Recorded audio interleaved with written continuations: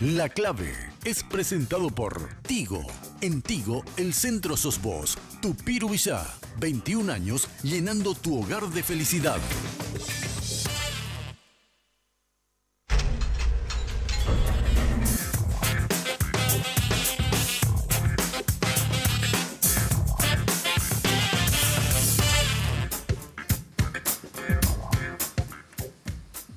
Buenas noches, empezamos La Clave y vamos a estar hablando de qué nos dejó el 2017, qué nos espera para este 2018, cuáles son los puntos más resaltantes que tenemos que tener en cuenta, sobre todo en lo que refiere al ámbito político, porque es un año netamente electoral. Para eso estoy con dos periodistas, uno de ellos es Jorge Torres Romero de Radio 1 y Unicanal. Buenas noches, Jorge, ¿cómo estás? ¿Qué tal? ¿Cómo está? Bienvenido, feliz 2018. Igualmente, muchas gracias. Bueno, y con el compañero Enrique Vargas Peñas, periodista de Noticias Paraguay. Y me falta un medio. Re guaraní. Re guaraní también, perdón. Re guaraní. De acá, de la casa. Pero como sos de la casa, entonces no, ya... estoy de invitado, así que no, nada. Vamos a decir todos los medios donde estamos, vamos a decir nomás, periodistas. Exactamente. Exacto. Pocos son los que trabajan solamente en un medio hoy en día. No queda, sí. o sea, ¿Es verdad? No sé. Y también en redes vos estás... Sí, pues en redes es mío, o sea... Pero sí, es un medio de comunicación, sí, hoy en las redes. Estás facturando, ¿qué te joder? Bueno, vamos a empezar con... Enrique, y si te tengo que pedir en una frase o en una oración, ¿cómo definirías todo lo que ocurrió en el 2017, pero sobre todo en lo que dejó el último mes del 2017? Yo diría lo siguiente. Creo que podemos definir esto como la pérdida de la autoridad política de Horacio Cartes. Y quiero hacer la aclaración porque siempre la estoy haciendo también, porque no quiero que se confunda lo que estoy diciendo, ¿verdad? Porque de repente, esto no significa que Horacio Cartes no siga siendo influyente, ni significa que no tenga poder. Sigue siendo influyente, sigue teniendo poder, yo creo que es todavía el hombre más poderoso del Paraguay. Ahora, su autoridad política, su capacidad de liderar un partido como era el Partido Colorado, eso se terminó. Y yo creo que le va a ser muy difícil reconstituir eso después del 17 de diciembre. En consecuencia, yo te definiría el año como el año en el que Cartes pretendió consolidar un proyecto a largo plazo, mucho más largo, y sin embargo fracasó y ahora se encuentra con que ya directamente pierde autoridad política. Cuando vos hablas del 17 ya estamos hablando de las internas del partido. Sí, pero luego viene el tema de los audios, que de hecho vamos a tener un bloque aparte de eso. ¿También de alguna forma eso golpea o no? Atendiendo que él no está, dentro de los audios, o sea, hablando él en los audios, por ejemplo, ¿verdad? No, yo te diría que los audios le van a golpear a Cartes, pero como resultado del 17 de diciembre. De momento no, pero como resultado de la evolución del 17 de diciembre sí. Vamos por parte, pero no le quiero sacar tiempo a Jorge porque seguramente va a contestar. A lo que yo voy es a lo siguiente. Los audios, sobre todo el de las imputaciones a los liberales y el de la composición de la terna del fiscal general del Estado, sí le involucran a Horacio. En la elaboración, sí. O sea, y eventualmente una investigación seria va a tener que indagar cuál fue la participación de Horacio. ¿Me explico? O sea, pero yo creo que eso es a medio plazo. Todavía no estamos cerca de eso. Pero como consecuencia de la pérdida de autoridad política, que sí ya ocurrió, creo que vamos a llegar a eso a mediano plazo. Jorge, ¿perdió autoridad política Cartes al perder las elecciones o qué te parece vos? No, eso es categórico, ¿verdad? Eso es categórico. Desde el momento en que el candidato del oficialismo no gana, por supuesto, ¿verdad? Y una muestra de la pérdida de esa autoridad política que dice Enrique es lo que pasó con el tema presupuesto en el Congreso, ¿verdad? Ahí se notó el comportamiento en diputados, de ocho creo que no más, acompañaron lo del veto y en senadores y que con más razón, ¿verdad? Pero ahí también yo decía el otro día que hay que separarlos tanto. Es hasta una cuestión natural, ¿verdad? Los políticos hoy están priorizando la cuestión estar más cerca de quién eventualmente va a tener el poder, más allá del aspecto económico, ¿verdad? Hoy como se están alineando, así nomás luego tiene que ser, ¿verdad? Señalando eso con el tema del presupuesto, está lo otro que a mí me parece que me preocupa, Y yo creo que cuando se hace el análisis del tema del presupuesto hay que separar los tantos, porque en los medios yo leía, se presentaba como una derrota de Horacio Cartes. Yo no digo, no sé si derrota de Horacio Cartes, porque al final el presupuesto, así como se presentó, que está absolutamente desfinanciado, y esto no lo digo yo nomás, sino lo dice la propia ministra y todos los referentes del sector económico, la pregunta es de dónde va a salir la plata, cómo se va a financiar ese presupuesto que va a entrar en este año en vigencia, ¿verdad? Y Jorge, y vos hablás de la ministra y su preocupación, y aquella vez que se dio las gratificaciones en la SAP de 3 millones de guaraníes, 15 días antes de las elecciones, ¿no hubo como esa preocupación que hoy hay de la ministra Lea Jiménez, por ejemplo? No habló en ese momento que representó, creo que gratificaciones en varios ministerios de cerca de 11 o 12 millones de dólares, ¿alcanzó eso? Claro, pues ahí tenemos que entender Sí. cómo se compone el presupuesto, ¿verdad?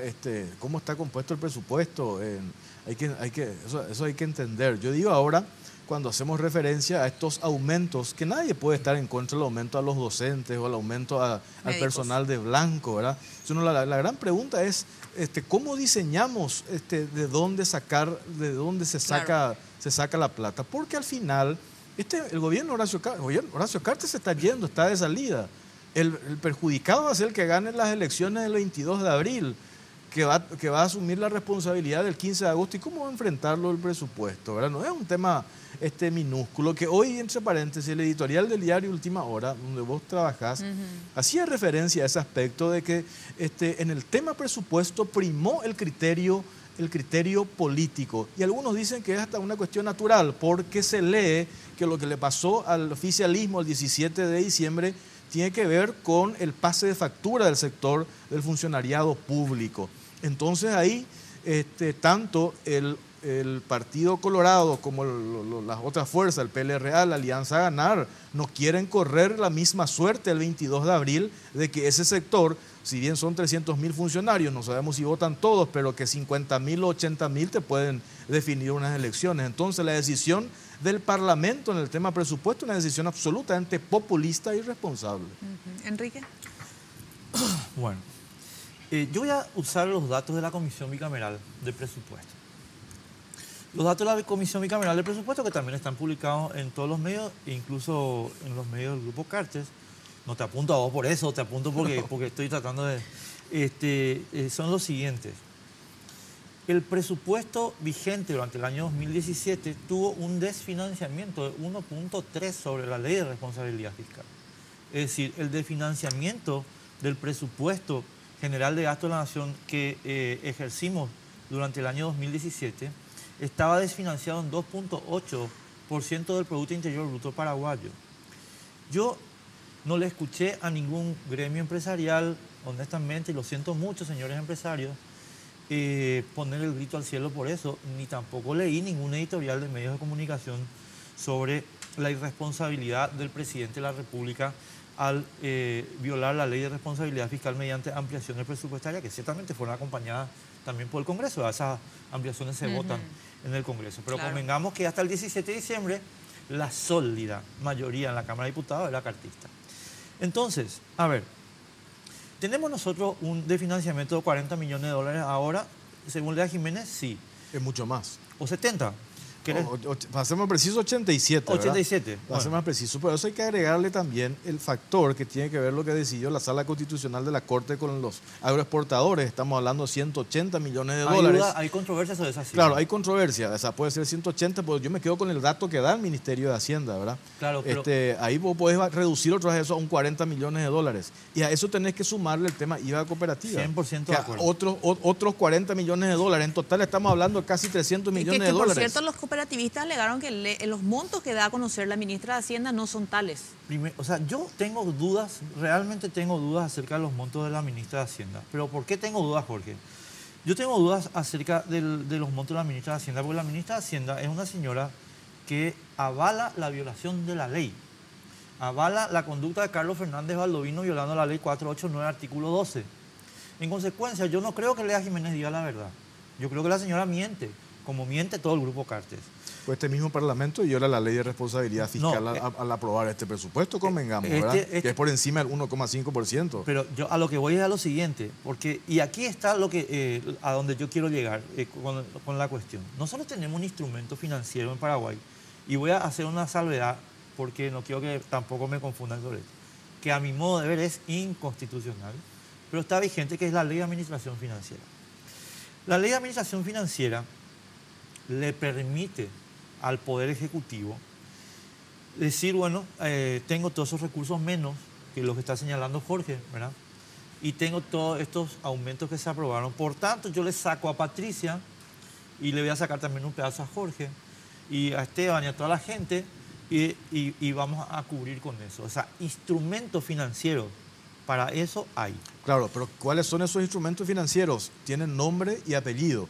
Tiene que ver el sector social, no. Tiene que ver kits escolares, estamos hablando de almuerzo escolar, estamos hablando de subsidios, de coporá, adultos mayores. Negativo. Eso. No, yo te voy a dar un ejemplo. Yo me remito a una información de una técnica como es Lea Jiménez. Lea Jiménez no es una técnica. Lea Jiménez es una disfrazada de técnica que actúa en política. Pero con todo respeto. Pero es que, Jorge, vamos a definir las cosas Sí, pero vamos a definir y darle lo que le corresponde a una persona en base a su currículo, no a una cuestión de una interpretación subjetiva de su comportamiento. Yo observo el currículo de una señora. Viene una preparación pues formidable. Entonces, si me dice una señora con ese currículo, pues yo presto atención por lo menos, ¿verdad? Bueno, me está diciendo un X, ¿verdad? Pero con ese criterio, vamos, Mussolini era divino. Y sin embargo, el jefe del fascismo, ¿entendés? O sea, no, yo a lo que voy, mi querido Jorge, es cuando una ministra avala la violación de la ley, como la del presidente del Banco Central, para mí deja de ser técnica, se convierte en política. Pero además hay otra cuestión de las declaraciones de Lea Jiménez, Patricia, que son gravísimas. Lea Jiménez cuestionó, esto es muy grave, ayer en las declaraciones que se publicaron ayer, yo no las escuché, leí las declaraciones. O sea, le doy un margen de que los diarios hayan de alguna forma transcrito mal el asunto. Lea Jiménez dice que ¿qué se cree la Corte Suprema para hacer lo que hizo? Y la pregunta es, Lea Jiménez, ¿vos quién te crees que sos, mi hija? Vos sos una empleadita. Tu calidad constitucional es secretaria. O sea, a ver, hasta en eso, secretaria, ¿entendés? Yo soy la Celestina de tus citas clandestinas. Vos sos secretaria, mi hija, ¿entendés? Entonces, vos te callás la boca cuando habla la Corte y administrás la cosa con lo que te manda la Corte. ¿Me explico? El que puede hacer un cuestionamiento es Horacio Cartes, porque él es el depositario del poder constitucional. Vamos a seguir hablando de esta parte, Enrique. Nosotros tenemos que hacer una breve pausa y volvemos en instantes.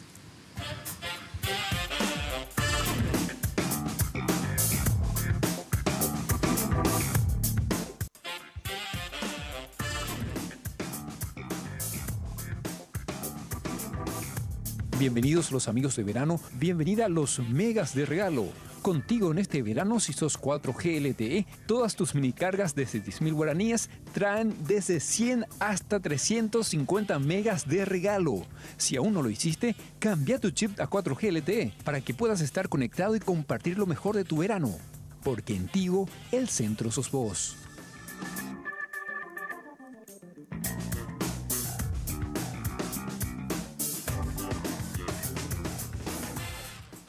Bueno, al terminar el bloque anterior hablamos justamente de la cuestión presupuestaria, pero ¿por qué llegamos hasta ahí? Justamente para contar la pérdida del presidente Horacio Cartes respecto a los votos, lo que tiene que ver con el presupuesto de este año. Pero yo quiero entrar un poco más en lo político ahora y preguntarle un poco a Jorge, obviamente después también a Enrique. Ese abrazo republicano, Jorge, que leíamos, que veíamos que muchos hablaban, inclusive el abrazo republicano entre Cartes y Marito. Mi pregunta siempre fue, ¿existió el abrazo o no existió ese abrazo? Porque se dio el abrazo entre Marito y Cartes. Nunca nadie vio ese abrazo, ni siquiera hubo fotos al respecto. Entonces quería preguntarte, ¿es real ese acercamiento? ¿Es una cuestión simplemente de estructura por Colorado que es o todavía...? No, claro que es real. Ahora, lo que sí, evidentemente no hubo, hicieron referencia ambos a que no hubo condicionamiento, y creo que vos misma dijiste, no hubo condicionamiento, el primer condicionamiento es no a la foto. Ahora, pues es un tema intrascendente, creo yo, ¿verdad? Pero a eso quiero llegar, porque es trascendente, es trascendente. No, pero al final el mensaje, yo incluso llegué a cuestionar eso, me pareció por parte de Mario Abdo, ¿Egoísta? hubiese ¿No? esperado por lo menos después del 15 de enero, un poco más. O sea, ¿por qué lo Que hizo no de es. manera tan rápida, verdad? Y eso tiene una explicación, ¿verdad? Ellos saben que necesitan, acá Enrique va a decir que Horacio no es dueño de esos votos que obtuvo para el Senado, pero saben que necesita ese caudal electoral que tiene el movimiento Honor Colorado. Y esas señales como líderes, y el caso de Horacio Cartes como el presidente, el titular del movimiento Honor Colorado, es un acercamiento natural que se tiene que dar nomás luego, Sí. ¿verdad? Eso es inevitable. Por más de que algunos digan, él se tiene que despegar de Cartes, eso yo no. Eso Nunca no. existió en Colorado eso que se No, pues despegue. al final, si vos te fijas en la historia, acá en nuestro país los colorados siempre tuvieron internas sangrientas y al final terminaron abrazados. Ahora, lo que sí a mí me llamó la atención es que Mario Abdo no se desmarcó de una manera categórica como sí lo hizo, por ejemplo, Hugo Velázquez en el caso de Óscar González Daer. Yo creo que él sí está en condiciones de plantearle a González Daer, Mario Abdo Benítez y el líder de Honor Colorado, lo de la renuncia. Que renuncia Claro, ellos, ambos líderes, están en condiciones de plantearle eso, porque si vamos a recurrir a lo que establece el estatuto de la ANR para los miembros de la Junta, que se tiene que convocar a una convención, la convención otra vez decide sacarlo a él, pero después tiene otra vez su oportunidad para su descargo, esto se puede ir hasta fin de año, ¿verdad? Exactamente. Entonces eso puede durar mucho tiempo. Con Eneco, por ejemplo, el caso de Eneco Acosta fue muy fácil porque él estaba prófugo, no tuvo la posibilidad, la oportunidad de defenderse. El caso de González Daer, no. Entonces, ahí se tiene que dar un mensaje político categórico. Y ahí me pareció muy dubitativo lo de Mario Abdo Benítez, en el sentido de que si es por mí que no esté en la lista, pero yo no soy nadie para plantearle. Al contrario, ¿cómo va a decir? Acababa de ganar las elecciones, él tiene la autoridad política de plantear en eso, o si no, corren el riesgo hablan de una expectativa de seguir con 19 senadores, quieren entrar, quieren meter más, 20, 21, 22, porque en la cola están las figuras así importantes para estos tres movimientos dentro de la ANR, y yo creo que si no lo sacan a González Daer de esa lista, no dudo mucho que lleguen a esos objetivos. Cartes, mejor dicho, hoy es el líder, mejor dicho, el que lidera la lista de senadores del Partido Colorado y es el que puso número 3 a González Daer, y hoy se ubica número 5, creo. 5 está. 5, ¿verdad? Creo, Horacio Cartes también no podría pedirle a González Daer, independientemente del poder que hoy va a tener, ya tiene Marito como candidato, como político y como dirigente, es diferente al de Horacio Cartes, ¿verdad? Pero Horacio Cartes de alguna forma es como el padre político de González Daer dentro de esa lista. Claro, pero hoy el mensaje que lanzaron ambos líderes, todos somos uno. Cuando decís todos somos uno, ni Horacio Cartes nomás tendría que pedirlo eso, pues tendría que pedirle también el candidato del Partido Colorado, Mario Abdo Benítez. O sea, ambos yo creo que son las figuras que le tienen que solicitar eso a Óscar González Daer. Fue tibio, Enrique, Marito, cuando dijo yo no soy nadie para sacar a Óscar González Daer. No, yo creo que Marito cayó en una trampa. No lo defiendo, porque un presidente no tiene que caer en trampa. O sea, un presidente tiene que tener la habilidad para no caer en trampa. Presidente. Anoté 6 cosas de las que dijo Jorge. Y quiero rápidamente, yo creo que coincido con Jorge, aunque ustedes no lo crean, estimados amigos. El 202018 parece que trajo grandes yo cambios. coincido con Jorge en que un líder que acaba de ganar las elecciones sí tiene que unir a su partido. Sí. Eso para mí, o sea, es natural, no hay ninguna duda. Discutir eso es una estupidez, ¿verdad? O sea, creo que es ridículo. Yo te diría que no sé si tanto el caudal electoral de Cartes es lo que necesita Marito como la idea de que hay una cohesión orgánica en el Partido Colorado, ¿verdad? Yo creo que los votos no son de tal o de cual en Paraguay, de nadie. Pero sí creo que hay liderazgos que tienen, digamos, fuerza fáctica y bueno, vos tenés que mostrar que tu partido, tu organización es cohesionada. No sería la primera vez que un colorado no se abraza a otro colorado. Yo anoté acá Cubas, Nicanor, no hicieron un abrazo republicano, al contrario, y ganaron elecciones. Y Argaña y Castiglioni tampoco hicieron abrazo republicano y perdieron elecciones, convengamos. O sea, Nicanor y Castiglioni. No, Nicanor y Cubas no se abrazaron a sus antecesores, es más, hicieron, digamos, su campaña electoral en contra de sus antecesores y ganaron las elecciones. Y Argaña y Castiglioni quebraron el partido y perdieron las elecciones de los colorados, ¿verdad? Sí. En consecuencia, ¿por qué yo digo que fue un error? Porque hay un lenguaje simbólico que a mi modo de ver se tiene que respetar cuando se produce un mandato electoral. ¿Y qué pasó acá? El pueblo colorado le dio un voto de confianza a Marito y a mi modo de ver, él tenía que haber hecho lo siguiente. Esperado el llamado de Horacio.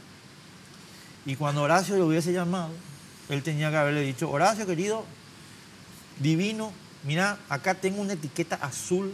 Te espero. Te espero. No Venía tendría acá. que haber ido el hamburguesero. Exacto. ¿Por qué?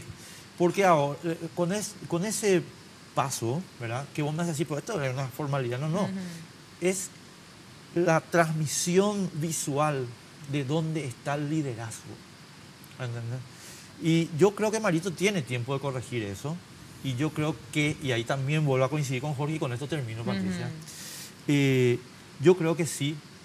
Marito dijo lo de González Daer por una cuestión jurídica, ¿verdad? Desde el punto de vista jurídico, nadie puede hacer, hay muchas limitaciones.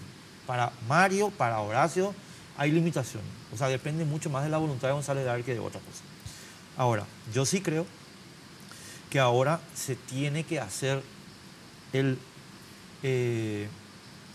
UKC político, vamos a llamar, y decirle, señor González Daer, nosotros no queremos que usted esté en la lista. Haga usted lo que quiera, pero no le queremos en la lista. ¿Vos decís por Marito o por Cartes? Marito, ¿Quién de los dos tendría que hacer? El que acá el líder del Partido Colorado se llama Mario Aduanito. Entonces Marito tiene que decirle a González Daer, señor, nosotros no le queremos a usted en la lista. Nosotros vamos a perder votos por culpa suya. Le pido por el amor al partido que usted dice que tiene, que renuncie. Pero González Daer, Jorge, yo creo que vas a coincidir conmigo, no tiene ningún amor al Partido Colorado.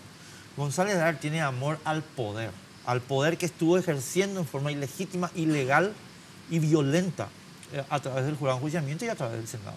Ese señor no le quiere al Partido Colorado más que como medio para enriquecerse él, a su núcleo, a su familia, a su entorno, a su parentela, a su cogollo, como dicen. O sea, lo único que le podía atar a los líderes, no plantearle lo de la renuncia, es el caudal electoral. Pero se demostró en estas internas que perdió hasta en su seccional. Exactamente. Entonces ese caudal electoral que puede llegar a tener él, yo no sé hasta qué punto hoy eso es real.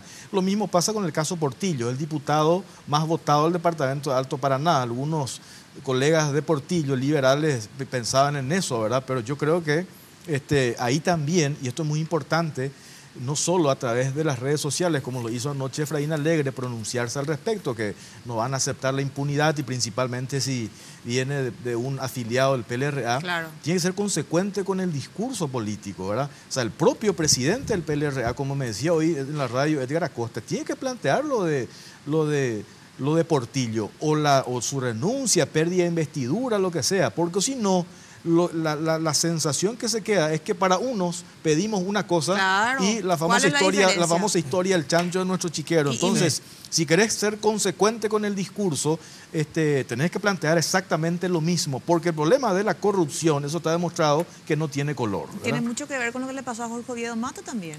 El audio, la cuestión de los audios, se lo midió con otra vara, por ejemplo, y a Portillo se lo está a punto de medir también con otra vara. Escuché un colega de Portillo decir, hay una diferencia entre González Daer y Portillo. Si los jueces no hacían lo que quería González Daer, esos jueces eran castigados por su condición de presidente del jurado de enjuiciamiento de magistrados. Sin embargo, con Portillo no pasaba eso. Era como argumento de defensa Portillo. Pues yo creo que al escuchar ya audios que se filtraron en noviembre del año pasado, sumados a los que saltaron ahora, estamos hablando que cuando nosotros nos distraíamos con el 1, 2, 3 o con el estupefaciente, el tipo traficaba influencia y hacía otras cosas. Antes que me olvide, Enrique, le tomé a Jorge la palabra porque también yo cuestioné en su momento, ¿por qué Marito en un momento tan candente, tan delicado, como que saltaron los audios, estaba Cartes de por medio, que la corte, que la terna y compañía, él se va y habla con Cartes? ¿Por qué no esperó un poquitito más? No, yo creo que el cálculo de tiempo fue correcto. Y voy a tratar de señalar un punto. Yo sé que puede no haber coincidencia, pero creo que es un dato objetivo. Horacio Cartes es el presidente más impopular de América Latina en términos relativos. O sea, si vos mirás la encuesta del Latino Barómetro, pero no solo la encuesta del Latino Barómetro, sino otras que se publicaron también en los últimos días, que no son encuestas paraguayas, son encuestas internacionales. Horacio Cartes es el presidente más impopular de América Latina en términos relativos. Es decir, hay más paraguayos que están disconformes con la gestión de Horacio que argentinos con la de Macri o brasileños con Temer, o etcétera. Bueno, en términos porcentuales. Entonces, a mi modo de ver, era muy importante generar un mensaje de unidad partidaria, pero más importante, situarlo en un lugar en el tiempo que no afecte el 22 de abril. O que no afecte tanto al 22 de abril. No para el electorado colorado, para ese 1,5 millones de paraguayos que no participó en el proceso de las internas. Y para el electorado colorado que tampoco participó. Y hay un electorado colorado que tampoco participó. Yo creo que participó. No, mira que esa cifra. Ese es siempre el nivel de participación del Partido 1.200.000 es una cifra enorme, porque acuérdate que el padrón colorado está recontrainflado, igual que los liberales, ¿verdad? Entonces termino con esto. Yo creo que el cálculo de tiempo fue correcto. Es decir, tenemos que hacer la unidad, o por lo menos generar el acto de la unidad, pero en un tiempo en que no nos afecte el 22 de abril. Es decir, que esté lo suficientemente lejano del 22 de abril como para que la impopularidad del presidente no termine lastrando la capacidad del candidato, ¿verdad? Bueno, le voy a anotar muchísimo a Jorge cuando decía impopularidad del presidente, y vos anotando, te va a decir algo al respecto seguramente, pero a la vuelta de la pausa, hablemos enseguida.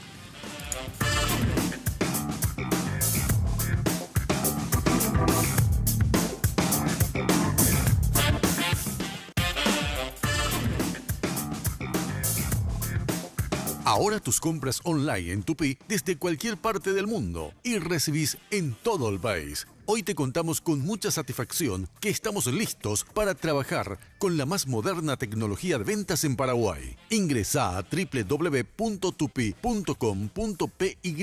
donde podés comprar las 24 horas, todos los días, estés donde estés y con atención personalizada desde el chat. Comprar en la web de Tupi es muy fácil. Primero, elegís tus productos. Segundo, pagás. Y tercero, te llevamos hasta tu casa el mismo día o al día siguiente. Y atención familiar del interior. Llegamos a todo el país en la semana de tu compra. Además, podés solicitar los productos en cuotas completando tus datos en el sitio web y automáticamente nos ponemos en contacto contigo. Asegura tus compras con la garantía que solo Tupi te puede ofrecer.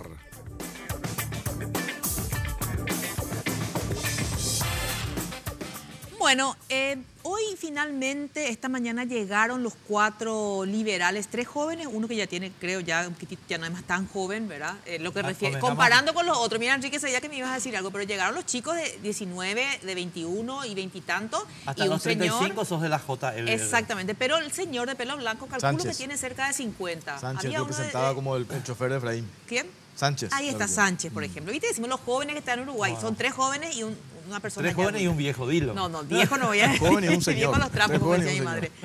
Acá, por ejemplo, él es el señor, yo soy el joven. Así es. Convengamos, claro. Yo tengo 18 y él tiene 60, así que no te preocupes.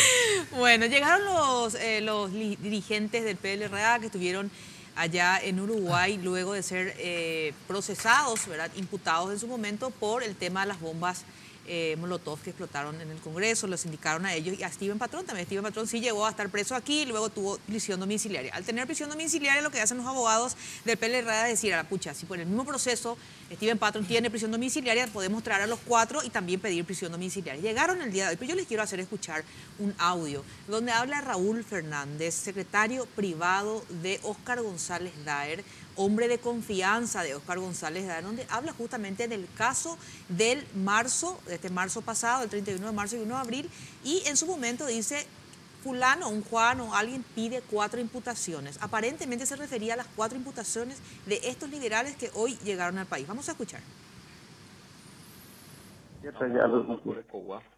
Mi querido Raúl, ¿cómo estás? Estamos jugando Coreco. ¿Cómo andamos? A mí se me cortó en la Bluetooth. En la costanera. Seguro. Sí. ¿Cómo estamos? Y no hay que llegué ahora hablamos con Jorge Oviedo y te dije, me asusta un poco, estaba un poco estresado, me dijo, quiero saber cómo quedamos con ese tema. Y ahora le dije, permitime ir mañana con José, porque José le quiere, porque José mismo me dijo, tenemos que replantear esta cuestión porque si no podemos quedar mal. Pero como fue él el que abrió la cosa, lo que José tiene una estrategia de cómo pintar. Y de más está decir, vos no me preguntás, soy yo el que te dice, ¿verdad? De más está decir, vos estás en el equipo, ¿verdad? No, Entonces, yo sé, me siento lo quiero que sepas nomás. Quiero que sepas nomás. Te cuento que la vez pasada, Sí, yo hablé con él, sí, con Luis. sí. Yo fui a Astoria. Siempre yo te cuento cuando me voy, ¿verdad? Y le dije yo, este 120 se cortó de esta manera. Ustedes dos, partner, recontra auto, ¿entendés? De esta jugada magistral, acá fulano y 5 personas de la cámara. Brillante. Inclusive yo asumí un chiquitito y le dije, yo también recibí algo de parte de mí. Sí, súper. Para el manejo nomás, ¿entendés? Buenísimo, es brillante. ¿Entendés? Y ahora nosotros mañana 9:00 nos espera en la escribanía. Salimos de ahí y te llamamos para hacer nuestra hojita de ruta. Vale, ya está. Yo nomás ¿Está? estoy pensando que, viste que nosotros, o sea, yo le hablé a Aldo, ¿verdad? Ahora que no sé qué out él se va. Bueno, ya escapa de nuestras manos. Y no, escapa, pero vamos a generar nomás igual otra vez, ¿verdad? Pero aparte que él se fue a la casa de Jorge. Algo le va a dar. O sea, puede ser que le dé 5, 10, 15, 20, ya es otra cosa. Él canta 50. Él canta 50, ¿verdad? Pero lo que pasa es que él se fue a su casa. Él se fue a San Vicente. Sí. Y ya le dijo, quiero 4 imputaciones, este y este. Sí. Y Aldo está con eso. Eso también es cierto. Bueno, así que eso es con respecto a ese tema. Enrique, cuando hablaba de esas 4 imputaciones, aparentemente todo gira alrededor de estas 4 imputaciones que se dieron en marzo de estos 4 dirigentes que estaban en Uruguay, que hoy volvieron. No me voy a desviar al tema, pero voy a decir una cosa previa. Bueno. Yo creo que Portillo tiene que ser echado de la Cámara. Estamos hablando del diputado Carlos Portillo. Carlos Portillo, no porque los hechos sean más graves que González Dar, porque yo coincido que no son igual de graves, pero sí creo que tiene que ser echado de la Cámara por pérdida de investidura porque es una comprobación fehaciente de tráfico de influencia. Artículo 201 fuera. Punto. Bueno, ahora sí voy al tema de Molotov. A ver, Carmelo Caballero es socio en un estudio jurídico con José Almada y ese estudio jurídico tiene la representación legal de un señor que es el presidente de Tabacos del Este, Tabacalera del Este Sociedad Anónima, que se llama José Ortiz Escauriza. Entonces, en este audio que acabamos de escuchar, José es José Ortiz Escauriza. Aldo es Aldo Cantero, el fiscal. ¿Y qué pasa ahí? José ofrece 120. No sabemos si 120 millones de guaraníes, no sabemos si es 120.000 dólares, no sabemos si es 120.000 libras esterlinas o 120 toneladas de oro. 120. Aldo canta 50. 50 de los 120. ¿Para realizar qué cosa? Las 4 imputaciones pedidas. ¿Pedidas por qué? Porque se necesitaba aliviar la carga que había sobre el asesinato de Rodrigo Quintana. Es decir, sacar el foco de Rodrigo Quintana y ponerlo en otra parte. Y en consecuencia, fíjate vos, qué notable, esta conversación la conocimos cuando ahora. Pero los hechos son que sí, Aldo, que cantó 50, hace 4 imputaciones que le benefician a José, que cantó 120. ¿A quién le cantó todo eso con una guitarreada? Al estudio jurídico que le representa legalmente. Y además yo agrego con la eximia colaboración de un juez que a mi modo de ver es incompetente. Amarilla. Si no es deshonesto, es incompetente, que es Gustavo Amarilla, que es un juez de garantía que hizo de pasapapeles de una orden de José Ortiz, pisoteando el Código Procesal Penal, que le ordena revisar si la causa tiene o no elementos criminales probables. Y termino con esto. ¿Hay alguna prueba de que estos chicos fabricaron algún cóctel Molotov? Cero. Lo que tienen es una filmación del Partido Liberal Radical Auténtico, donde algunos de estos chicos tienen unas botellas en la mano. De lo cual este fiscal que canta muy bien deduce sin ningún elemento probatorio que se trata de unos cócteles Molotov que se usaron en realidad horas antes. O sea, sería el primer caso en la historia del mundo en que se usa un cóctel molotov y se trae el envase lleno. Al local. Al local. Pues eso es muy relativo. No. No, Espera, yo termino mi idea. Espera, Jorge, ya termino. Entonces, por supuesto que este es un proceso absolutamente viciado, de arriba abajo. Y aquí los que tienen que estar en la cárcel, mira lo que voy a decir, se pone ven a la cámara, te quiero así mirar a los ojos. José Ortiz, vos tenés que estar en la cárcel. José Ortiz Escauriza, vos tenés que estar en Tacumbú, estimado. En la misma celda con Aldo Cantero, Carmelo Caballero y José Armado. Tienen que estar los 4 juntitos en una celda, esas de 4 con los camastros. Ustedes, después de este audio, tienen que estar en la cárcel. ¿Saben por qué no están en la cárcel, José? Porque ustedes todavía controlan la fiscalía. Nada más que por eso. Pero no vayan a creer que el país no sabe lo que son ustedes. Jorge. Ese mismo estudio jurídico que dice Enrique, que esto es real, ¿verdad? El estudio jurídico de Carmelo, de José Armada también es, o sea, le defiende a Salim Busarqui, ¿verdad? Sí, es por eso, ¿verdad? Es verdad. También tiene, o sea, uno de los estudios jurídicos más importantes, ¿verdad? Ahora, lo que acá hay que separar los tantos. Por supuesto, en todos los casos, y nosotros no estamos descubriendo ahora la pólvora. Lo que pasa es que ahora saltaron las evidencias con los audios de cómo siempre se manejó la justicia en nuestro país. Entonces hay que separar, por un lado, en todos los casos en Paraguay siempre hubo presiones. Ahora el punto está quién se deja presionar y observar si existieron o no hechos punibles en el caso de estos 4 jóvenes que vos haces referencia, ¿verdad? Entonces, eso es lo que se tiene que ver. ¿La quema del Congreso existió o no existió? Claro que existió. ¿Hubo bombas molotov para quemar el Congreso? Claro que hubo bombas molotov, ¿verdad? Eso tampoco se puede desconocer. Y yo no sé si esto se da para descomprimir un poco lo que pasó con Rodrigo Quintana, porque quien plantea la imputación o que se siga la causa por la quema del Congreso fueron 7 senadores que contratan a 2 abogados puntuales, que es Juan Sosa Vareiro, y el otro es el que estaba antes de Migraciones, que es Cronawetter. 2 abogados que llevan este caso de los 7 senadores que pidieron que se investigue el caso de la quema del Congreso.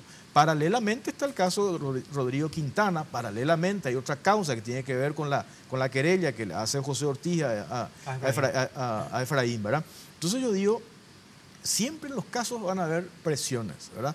Pero yo lo que acá hay que observar si se cometieron los delitos. Y cuando Enrique hace referencia, acá lo único que se tiene es un video del circuito cerrado del PLRA, por supuesto que también eso sirve como cabeza de investigación, porque cuando a mí me tocó justamente observar minuciosamente en esos videos del PLRA, porque hicimos un par de programas también al respecto, y le llevé a especialistas del cuerpo de bomberos voluntarios para que ellos determinen eso que estás observando, ¿qué es? ¿Es vinagre para cubrirte de los gases lacrimógenos? La conclusión a la que llegaron que no, que efectivamente eran bombas molotov por el proceso de cómo estaban elaboradas. Porque si vos haces el seguimiento desde, ahora no recuerdo con precisión, ya desde el minuto en que se da, por ejemplo, el que llega en una moto, el que trae la materia prima, los jóvenes que van hasta la parte de atrás, cortan la tela, cargan, el Sánchez que muestra, saca un encendedor del bolsillo, cómo hay que prender. O sea, es evidente que eso es una bomba pero molotov. Jorge, no se tuvo el momento exacto donde ellos llevaban esa bomba molotov y tiraban en el Parlamento. Eso es lo que se cuestiona bastante. Ellos estaban imputados, tuvieron que correr, lo tuvieron que llevar a Uruguay. Hoy volvieron acá y lo que no le quería dar el juez Amarilla en su momento se lo dieron hoy, la prisión domiciliaria. Entonces, pero si vos haces el seguimiento de uno de ellos, Brian. Es uno de ellos, Brian, no me acuerdo ahora su apellido ya, hacer el seguimiento del video, es él el que recoge el insumo, va hasta atrás, se nota todo el proceso, ¿verdad? Por eso digo, ¿y qué es lo que miró la Fiscalía? Se detuvo y tomó el tiempo de desmenuzar punto por punto el proceso de ese video, ¿verdad? Yo sé porque yo lo hice para el programa, para el canal, y ahí se nota perfectamente. Y no lo estoy diciendo yo, ni es la opinión solamente del fiscal. Por eso te decía, le llevamos a un especialista para que observe del cuerpo de bomberos y nos dicen, no, esto es bomba molotov. De hecho, cuando se da lo del disparo a Quintana, se nota en un momento que uno de estos jóvenes arroja eso, ¿verdad? Si realmente eso era una botella de agua o era vinagre nomás, ¿por qué lo iban a arrojar? O sea, si eso llegaba a incendiarse, se iba a quemar todo el local del PLRA, ¿verdad? O sea, hay muchos elementos acá. Por supuesto que ahora, con el tema de los audios, esto está contaminado y algunos van a utilizar, que de hecho ya lo escuché, por ejemplo, a Rafael Filisola, mencionar de que ahora vieron por qué yo chicaneo. ¿Cómo creen ustedes que yo me voy a someter a esta justicia que se maneja de esta manera? Hay que tener mucho cuidado con eso, porque esta es una justicia que sabemos cómo funciona, pero si vamos a entrar a decir, así luego se manejaba González Dar con este Lisma manejaba la justicia, entonces yo no me someto a ella, pues ¿en qué país vamos a vivir, verdad? Bueno, Enrique, me das unos minutitos, vamos a hacer una breve pausa. Qué mala que sos. No, ni un mala, te prometo. Me piden la mira, pausa. anoté 3 cosas que Anotaste tengo. muchísimas Sí, cosas ahí. sí. A la vuelta de la pausa vamos a escucharte. Volvemos enseguida.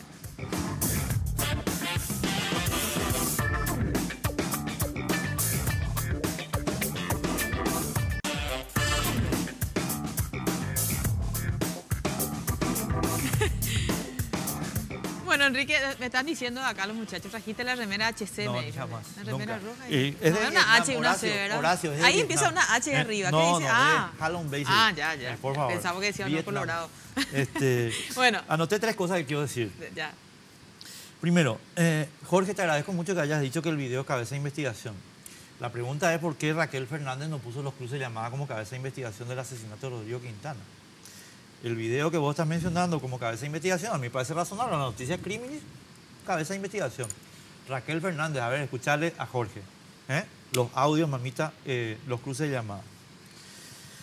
La primera cuestión es esa. Segunda, hay un asunto de causalidad, voy a usar esa palabra, para entender un poquito la cuestión. El Congreso se incendió tipo 19, 30, 20 horas. 18 horas más o menos. No, pues 19, yo estuve en la 19, plaza. Sí. 19. Bueno, y este video es de las 11:30 de la noche. A partir de las 21 hasta las 00:30.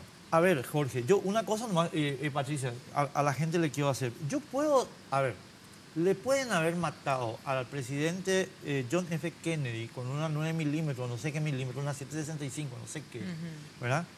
Y yo puedo estar en un departamento con un rifle, con una 765.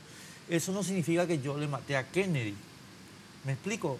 O sea, ¿se entiende el problema? Tenía la bomba molotov, de ser la bomba molotov, pero no estaban frente al Parlamento con las bombas molotov. Pero además yo tengo mis dudas sobre que sean bombas molotov. Pero bueno, no quiero entrar en ese detalle porque realmente es una cuestión que va a tener que usar la Fiscalía. Jorge señala que el estudio de Carmelo y de José Almada le decían a Salim Busarquis, no sé si como disculpa o no de la defensa de José Ortiz, yo no voy a tener contemplaciones ni con Salim Busarquis ni con mi querido compañero de colegio Carlos Gómez Celada. Carlos Gómez Celada tiene que explicar a los liberales cuál es su relación con Víctor Galeano Terrón. Carlito de mi corazón, tenés que explicar cuál es tu relación con Víctor Galeano Terrón. Y vos sos número 2 de la lista de Enrique Salim Busarquis. ¿Cómo se conectan los círculos? Conectadito, todo está conectado. Porque el monstruo Cartes tiene pies en varios pisos, ¿entendés? Entonces, a mí no me hacen correr con que este es Salim Busarquis, en serio, pero entonces Salim Busarquis está en el lado equivocado de la película, más nada, ¿entendés? Si vos estás con Cartes, estás en el lado equivocado. Y termino con lo siguiente. A mi modo de ver ahí, Patricia, lo que queda claro es simplemente que se imputó a gente no por evidencia, sino por orden y por dinero. ¿Entendés? Después vos podés construir la idea, si acá vamos a poner este video y vamos a traer no sé qué historia, después Jorge le puede traer a un especialista y puede decirnos el especialista, mira, la Tierra es plana. Pero hay una orden que viene de un señor que se llama José, que canta 120, a un fiscal que se llama Aldo, que canta 50, y se produce una imputación. Eso invalida el proceso. Aquí, en Marte, en Estados Unidos, hasta en Rusia. Es sencillo. Es así. Ahora, quería consultarle por último, ya porque nos quedan muy pocos minutos de programa, el tema de los medios de comunicación en los últimos meses. Fue como una guerra que muchos consideraron así, ¿verdad? Como una guerra. Yo no sé si ustedes recuerdan, ¿verdad? Si hubo otra elección en donde abiertamente algunos medios a favor de algún candidato, otros medios en contra, si esta fue la más sangrienta, si efectivamente hubo campañas a favor de candidatos. ¿Cómo quedó después, verdad? No sé qué. No, yo creo que sí, si bien vos mencionaste lo de la posición que tuvo ABC Color en su momento con Lino César Oviedo, pero era más bien una posición de línea editorial y contado con uno o dos periodistas así muy jugados, ¿verdad? Abiertamente por un proyecto político. Ahora sí se evidenció eso de una manera notoria, ¿verdad? Por no decir de otra forma. Y esto tiene una explicación, ¿verdad?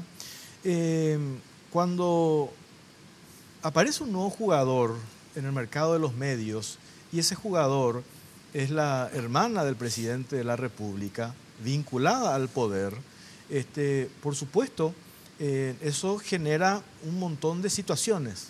Una de ellas, nosotros estábamos acostumbrados a que dos medios o dos grupos importantes marquen agenda, bajen línea y defiendan también sus intereses. Yo no creo en esa historia de que empresarios importantes compren medios de comunicación para entregárselos a su periodista que jueguen a la libertad de expresión.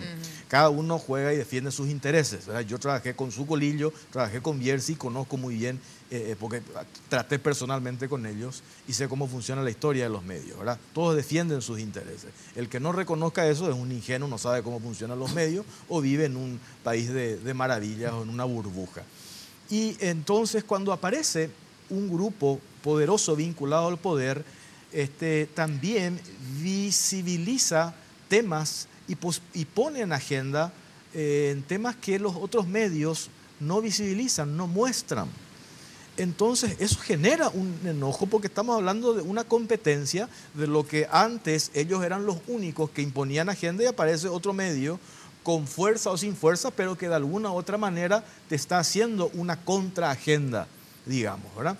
Entonces, esta situación generada por la irrupción de este nuevo jugador en el mercado de los medios hizo que los medios también asuman posiciones que siempre lo hicieron a través de líneas editoriales, pero que también eso forzó a que los periodistas se jueguen y abiertamente haciendo campaña para uno u otro candidato. Que yo siempre dije que eso no está mal, ¿verdad? Siempre y cuando lo asumas sinceramente, ¿verdad? Y no contamines la noticia, no contamines la información, el derecho a opinar, el derecho que tienen, no es un monopolio exclusivo de los periodistas, lo tienen todos, ¿verdad?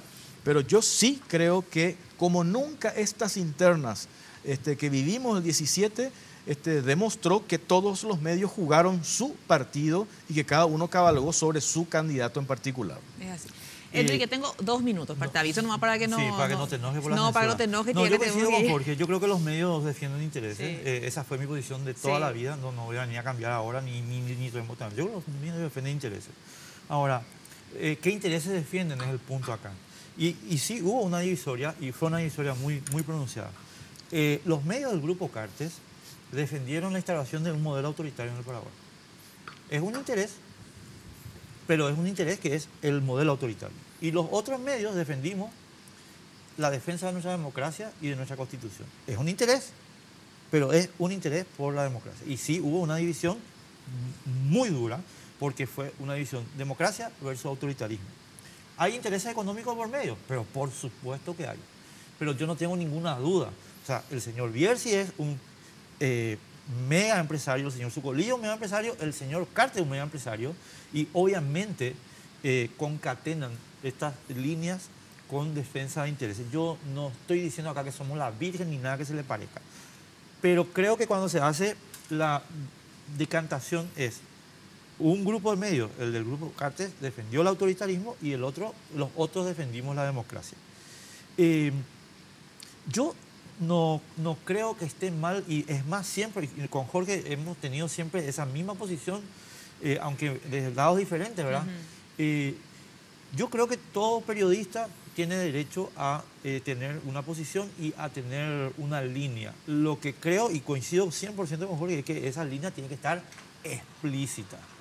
Vos no podés hacerte de la Virgen María y decir, no, yo soy un periodista neutral y debajo de la mesa estás facturando. No, yo soy un periodista afiliado al Partido Liberal Radical Auténtico, que trabajo ahora en el Grupo Bierzi y defiendo los intereses corporativos de la empresa en la cual trabajo hasta que sea compatible con mi sistema de creencias, que es lo que dice en el Grupo Cartes, ¿verdad? Hasta que sea compatible con mi sistema de creencias. Deja de ser compatible, venga, pico. Pero es así funciona. ¿Y crees que te diga algo, Patricia, cuando termino? Sí. Yo creo que es saludable. No, por supuesto, porque Es saludable, porque tenemos todas las purifica. voces. Sí. Tenemos todas. Al final, yo digo, la ciudadanía gana, porque anteriormente teníamos en Paraguay los considerados impublicables. Hoy ya no existe eso, ¿verdad? No existe. Y de alguna u otra manera, nosotros, la gente se da cuenta, y siempre la gente, la ciudadanía, cuando hablamos de la ciudadanía, toman posiciones, y tu amigo Luis Vareiro siempre dice... ¿Por qué le decís tu amigo Luis Vareiro? Porque es mi amigo. Porque es su amigo. ¿Y no es tu amigo? No. Es más mi amigo que su amigo, Bueno, ¿verdad? Estoy defendiendo a Jorge Vos Reyes. sos más amigo mío que Luis, ¿verdad?